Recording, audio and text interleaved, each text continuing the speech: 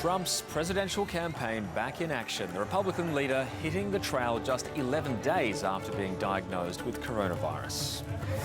A sombre record for Europe, passing 700,000 COVID-19 cases as governments scramble to re-implement lockdown laws. The New South Wales Premier faces fiery questions in Parliament after revealing details of a relationship with a disgraced former MP. And protesters and police clash on the streets of Santiago.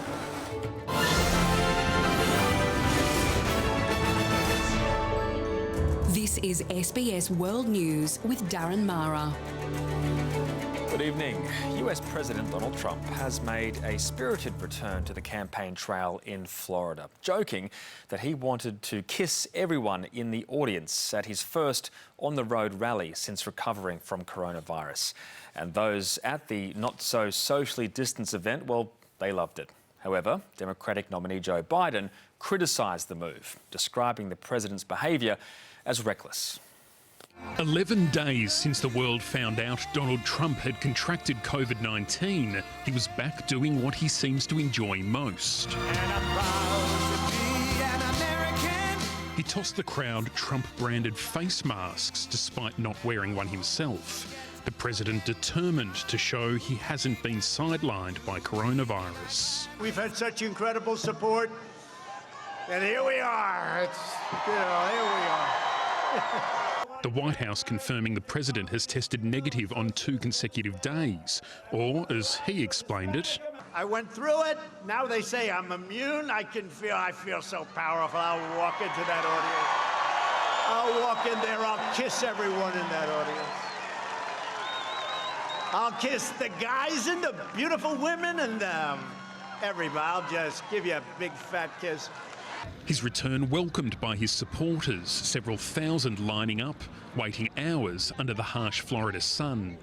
The president's health scare and apparent rapid recovery convincing many of his fans they have nothing to fear from COVID, with few masks and next to no social distancing.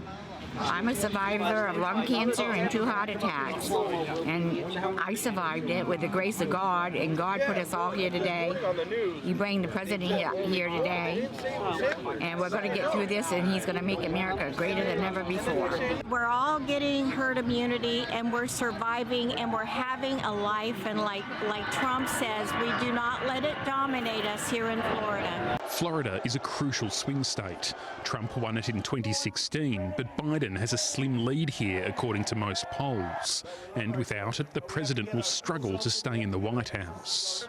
It's clear he has missed this. The president plans to hold at least 1 rally a day until the election, a gruelling schedule for someone only recently out of hospital.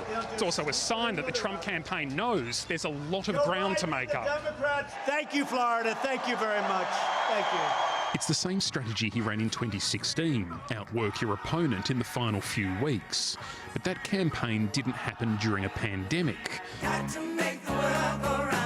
Joe Biden's events, derided by the president, are low-key with low attendance, drawing a contrast with Trump's rallies, which often break local health guidelines. His reckless personal conduct since his diagnosis has been unconscionable.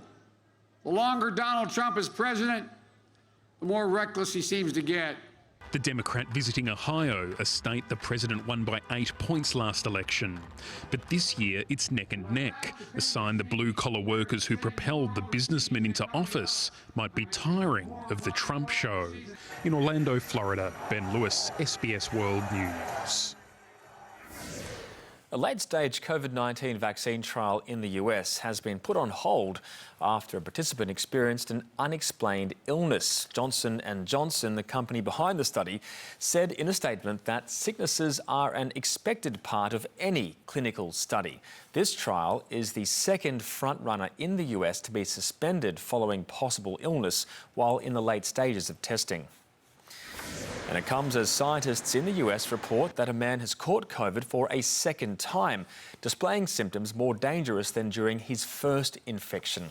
The 25-year-old from Nevada required hospital treatment after his lungs couldn't get enough oxygen into his body.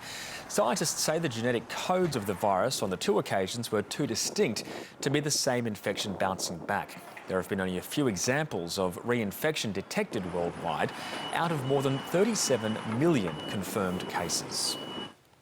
Well, Europe has reported 700,000 new coronavirus cases in the past week, the highest ever since the start of the pandemic. It was a horror day in Russia, with the country reporting nearly 14,000 new cases and 244 deaths, almost double yesterday's figure. While tonight, Britain's Parliament is discussing the level of restrictions around the country and the extent of COVID relief measures. The Prime Minister in an address to the nation, announcing a three-tier system of restrictions that will put every part of the country in one of three different lockdown stages. And I'm as convinced as I've ever been that the British people have the resolve to beat this virus and that together we will do just that. Most of the UK will remain at stage 1, while parts of North East and North West England will move to Tier 2. Liverpool is the only region classified as Stage 3, which bans socialising between households and will see gyms and bars closed from Wednesday. I take no pleasure whatsoever in imposing restrictions on these businesses, many of which have gone to great lengths to reopen as safely as possible, nor do I want to stop people enjoying themselves. But we must act to save lives. The government has promised to pay 2/3 of wages for venues forced to shut. It could take up to 3 weeks for case numbers to show whether any of these new measures are actually working. In the meantime, England's Deputy Chief Medical Officer has warned the current spike in cases will lead to a rise in deaths by the end of the month. We have baked in additional hospital admissions, and sadly we also have baked in additional deaths. Nighttime fun blamed for the spike in the UK and across Europe. We have a problem, not just in Bavaria or Austria, but across Europe with parties and private gatherings, with everything that is fun. Europe is trying its hardest to avoid another winter like the last. But as the virus resurges and casualties mount, options are limited. In London, Michelle Rimmer, SBS World News. Staying in Europe, and the final fortnight of the Giro d'Italia cycling race is also in serious doubt after 5 teams were hit by COVID-19 cases on the first rest day. The Australian Mitchelton Scott team has tonight withdrawn from the race after 4 staff members tested positive. Its top rider, Simon Yates, had already pulled out after contracting the virus over the weekend. In Australia, and despite recording the most infections in the country today, New South Wales is relaxing its coronavirus restrictions. Double the amount of people will be allowed to dine and drink in outdoor venues, and music concerts will be allowed 500 people as long as the guests are seated. But state authorities are concerned about an increase in community transmission. Pop-up testing clinics to combat concerning COVID-19 clusters in Western and southwestern Sydney. We are seeing now an increase in community transmission, and we do need to keep an eye out for that. New South Wales today recording 1 more case than Victoria. 13 in total, but 6 of those are in hotel quarantine, whereas Victoria's are all locally acquired. Of the 7 local cases in New South Wales, 2 are the doctors announced last night from the A to Z medical clinic in the Sydney suburb of Lakemba. The other 5 are members of the same household. This family, the missing link between 2 clusters in southwestern Sydney. Those individuals that came forward for testing have allowed us to trace back and identify many cases. Contact tracing key for New South Wales relaxing restrictions in time for summer. Venues with a QR code will be allowed to double their outdoor capacity. On a perfect spring day, you've got to say, how good is it? From Friday, the 1 person per 4 square metre rule will be revised to 1 person per 2 square metres outdoors. For the arts industry, there's also a lifeline. Similar to what we've had with sport in the last few weeks, up to 500 people outside enjoying their music, playing instruments, singing. But it won't look like summer's past. Concerts will need a COVID-safe plan. The capacity increase comes just in time for Oktoberfest at this German beer hall west of Sydney. Oktoberfest is a cultural part of the Bavarian culture. It's very important to us, and now, especially with the 2-metre rule, it's fantastic. Changes welcomed by the hospitality industry, and there could be some relief in sight for tourism. If low case numbers continue in New South Wales, Tasmania may open its border to the state when it opens to other states and territories in 2 weeks' time. We should wait at least another week and continue to monitor New South Wales as to whether or not we would open on the 26th of October to them. A decision on New South Wales is expected next Monday. Lucy Murray, SBS World News. A no-confidence motion against Victorian Premier Daniel Andrews over his handling of the COVID-19 crisis has failed. The state's Legislative Assembly rejecting the motion with 23 votes for and 44 against. Mr Andrews was accused of bungling the state's hotel quarantine program, ignoring Defence Force support and imposing overly harsh restrictions.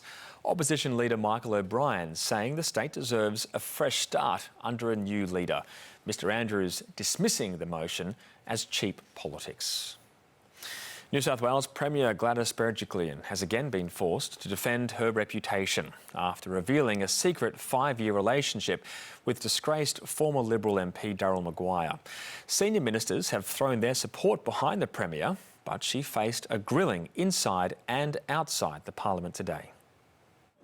After living through her own personal nightmare, Gladys Berejiklian returns to work to face a barrage of questions over her appearance at the corruption watchdog. I trusted someone who didn't deserve to have my trust, and I'm deeply regretful of that. Defending her 5-year secret relationship with disgraced former Liberal MP Daryl Maguire, who's the subject of an anti-corruption probe, and pleading ignorance to any of his alleged wrongdoing. I did nothing wrong, and if I had, I'd be the first one to put my hand up. Inside the place known as the Bear Pit, the opposition continued the cross-examination. Why did Leader of the opposition resume? I was full and frank in my evidence yesterday. What standard are you setting for New South Wales? And at all times, I've put the people of this state You haven't. You put Daryl Maguire before the people of this state. The Premier now faces a vote of no confidence in the lower house tomorrow, where it's likely to fail, but a vote in the upper house may succeed with the help of the Greens, Shooters, Fishers and Farmers and One Nation. While she waits for the judgment of Parliament, there are no moves inside the party to remove the Premier, despite some backbenchers telling me it's not a good look and that she should stand aside pending the ICAC's findings. Gladys Berejiklian knows there's a lot of ground to recover, and at a party room meeting today, she apologised to colleagues over the hurt and embarrassment she's caused. I mean, she's done nothing wrong. She doesn't need to resign. She remains the best leader in the country and she's done absolutely nothing wrong. Federal leaders also coming to her defence. Gladys has been a tremendous Premier and she has my absolute support. And I thought she showed a lot of courage yesterday. She certainly shouldn't be judged for the fact that she has a relationship with someone. That's her business. Daryl Maguire gives evidence at the ICAC tomorrow. Catalina Flores, SBS World News. There's mounting pressure on the federal government to establish a federal integrity commission following the intense scrutiny of New South Wales Premier Gladys Berejiklian by her state's anti-corruption body. Opposition leader Anthony Albanese renewed calls for the body, while his shadow housing minister Jason Clare said the need for a national watchdog was clear. The federal government has been promising to establish the body since January 2018. Senator Simon Birmingham saying today the government's priority has been protecting people from coronavirus. One man has died and 2 others were injured when part of a building collapsed at Perth's Curtin University. 2 workers, including the 23-year-old victim, were on a 5th-floor roof, while another man was on a scaffold structure beneath them when it collapsed. The next of kin of the deceased have been advised at this stage. As you can imagine, they will be devastated. And we're yet to speak to the family of the injured men, so it's only the deceased's family that's been advised at this point. One of the injured men is in a critical condition and will undergo surgery. The other is in a stable condition. Mining giant Fortescue Metals Group has been accused of withholding $1.9 million in payments from traditional landowners in the Pilbara. The federal parliamentary inquiry was told the native title group were denied royalties until they gave the green light for mining licences. Fortescue allegedly withheld payments after being asked for more information about 9 leases in areas that contain numerous sacred sites. It's alleged the landowners were told the royalties would only be paid when the leases were approved. Coming up next, police use tear gas and a water cannon on marchers as they take to the streets of Santiago. Let's face it, Australia is at the arse end of the world. It's a long way from anywhere else. For 100 years, air travel has brought us closer to the rest of the world. In those days, we all wanted to get away from home. I was free. Discover the wild and turbulent history of Australian aviation. He said this is a hijacking. It was such a man's world. It wasn't called the cockpit for nothing. I can't tell you how many times people join the Mile High Club. Australia, come fly with me. Starts tomorrow 8:30 on SBS and on demand. If this is what healthier looks like, well, sign me up. This is how we do it. Healthier doesn't mean hungrier at Subway. Update your laundry now at Harvey Norman. Wash smarter with the latest technology from the leading brands. Save up to $600 on selected ASCO packages or save $500 on selected Miele laundry packages. We have 7.5 kg front-load washers in stock from just $529. This Hisense 9 kg front-loader offers a steam cycle to sanitize and care for your wash. Only $849. Plus, get 60 months interest-free with bonus gift cards up to $500. Now at Harvey Norman. Go! Welcome to the Temple of Dry.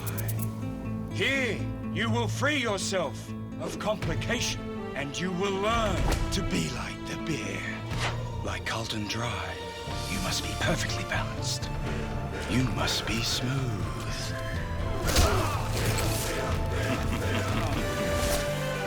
You must never be bitter. Carlton Dry, be like the beer. New tortilla pockets are ready for takeoff. And we are gone! Launching to mess-free Mexican with new tortilla pockets from All Del Paso. One of the great gifts of being a teacher is seeing a child have an aha moment. Seeing the impact that such diverse learning has on my students. SBS Learn allows me to energise my students and challenge my students. I think personal stories make a difference. As a former refugee and as a teacher, it's so important that students see themselves in resources so that they know that Australia acknowledges them. So that they know that their culture matters. Providing students with a sense of belonging, that's what makes all the difference.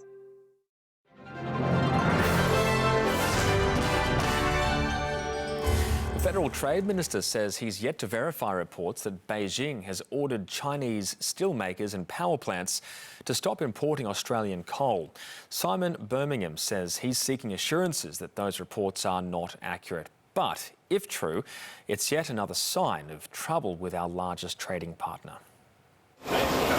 Rolling on with a post-budget sell. Nice to meet you. Touting domestic manufacturing as yet another sign of trouble with our largest trading partner emerges. Beijing reportedly telling state-owned steelmakers and power plants to halt importing Australian coal. The report's news to the Trade Minister. We're also consulting, of course, through diplomatic channels with China to seek reassurance that these reports are not accurate. It's not uncommon for domestic quotas to be in place in China. That often happens, particularly when it comes to coal. Earlier this year, China imposed tariffs on Australian beef and barley. Relations between Beijing and Canberra are at a low point, though the Treasurer playing down today's reports, saying the relationship is a two-way street. That relationship is important. It's challenging from time to time, but will continue to be very critical to Australia's economic prosperity and to China's. But experts say targeting coal could also inflict damage on its own economy. Coal is one of Australia's biggest exports to China,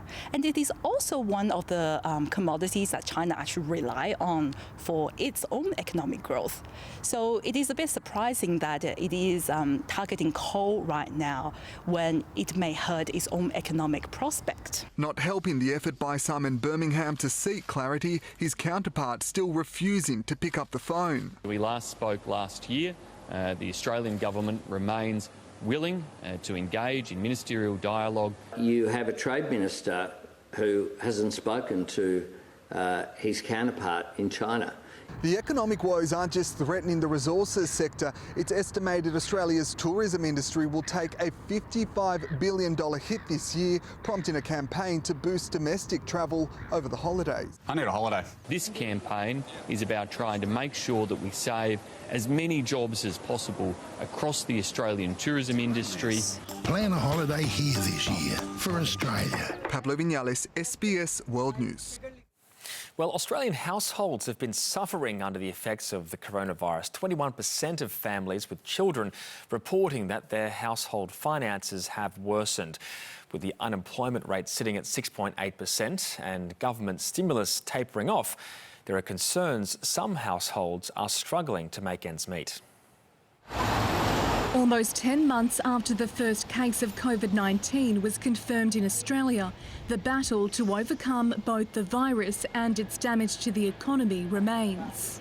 The lingering uncertainty prompting many to change their financial habits, according to a new survey by the Bureau of Statistics. It found 2 in 5 people have increased savings or reduced debt since the pandemic began. Families appear to be facing greater financial strain.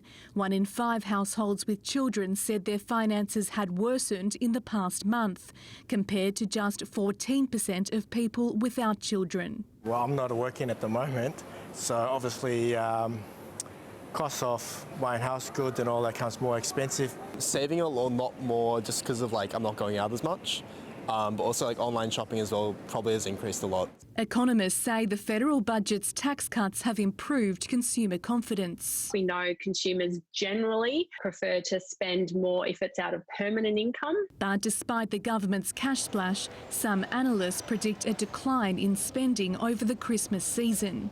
Many retail industries are likely to struggle this year, with consumer electronics retailing expected to be 2.7% lower this year compared to last year. As restrictions ease and interstate borders reopen, family celebrations are expected to benefit supermarkets and liquor stores the most. Cassandra Bain, SBS World News. The International Committee of the Red Cross has urged Armenia and Azerbaijan to allow it to handle an exchange of detainees and bodies from the conflict in Nagorno-Karabakh. The global humanitarian body says a meaningful agreement is yet to be reached. It comes as Russia steps up efforts to ensure a fragile ceasefire holds amid reported violations from both sides, including sustained attacks on civilian areas. Armenia's foreign minister is currently in Moscow for talks. Almost 40 people have been killed and scores more are missing amid severe flash flooding in Cambodia and Vietnam. Thousands of people have been left displaced following landslides and torrential falls which began in early October. The floods are expected to worsen in coming days as tropical storm Nanka approaches. It's due to make landfall tomorrow, reaching winds of up to 100 kilometres per hour and bringing up to 400 millimetres of rain. Fiery clashes have broken out in the Chilean capital, Santiago. It came after an unauthorised march in support of Chile's largest indigenous group, bringing attention to their long-fought claims to recover ancestral lands. Protesters threw petrol bombs at police when officers attempted to stop them from marching. The demonstration was held on what is known as Columbus Day, in recognition of Christopher Columbus, who is viewed by some as the discoverer of the Americas. Let's check the finance figures now, and by the close, our share market added 1% to be just below 6,200 points. Resource stocks fell, but the strength came from tech stocks like WiseTech Global after a rally in the US, along with the banking sector. Markets in Europe starting the day in the red, and one Australian dollar was buying 71.9 US cents. Sport, and Australian Boomers basketball coach Brett Brown has stepped down from leading the side at next year's Olympics. Brown told Basketball Australia he made the decision due to uncertainty around his career. The former Philadelphia 76ers coach is seeking a return to the NBA ranks, with the rescheduled Olympics set to clash with the 2021 season. A search for a new coach will begin shortly. And coming up next, the weather, and a centenarian recovers from COVID-19 after she and her 9 family members were all struck down with the virus. I never sought out to be a drug addict. I don't look like a drug addict, so I've been told. I started drinking when I was 13 and I'm now 62. I don't think I could wear short sleeves ever again. I don't want to wake up one day and have nothing left. No belongings, no soul.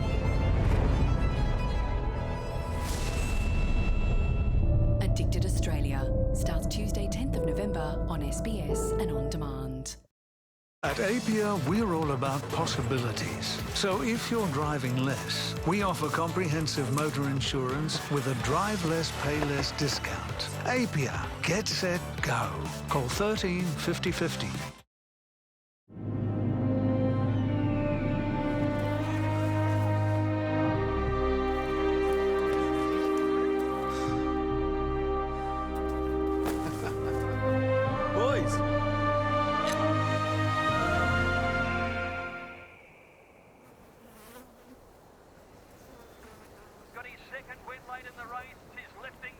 Watch Sky Racing live, anywhere. Now available on Sportsbet.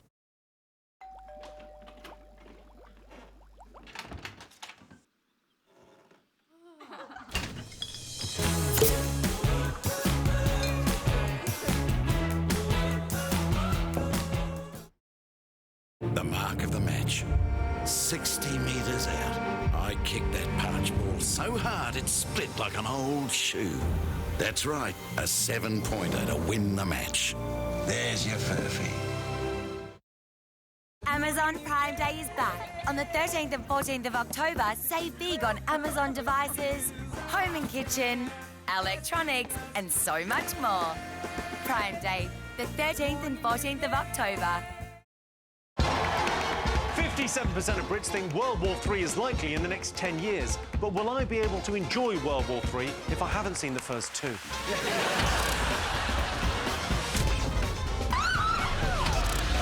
Well, you're dressed like a spy. Chicka, chicka, chicka. Quite easy to manipulate, aren't they? 8 out of 10 cats starts Friday 9:30 on SBS and on demand.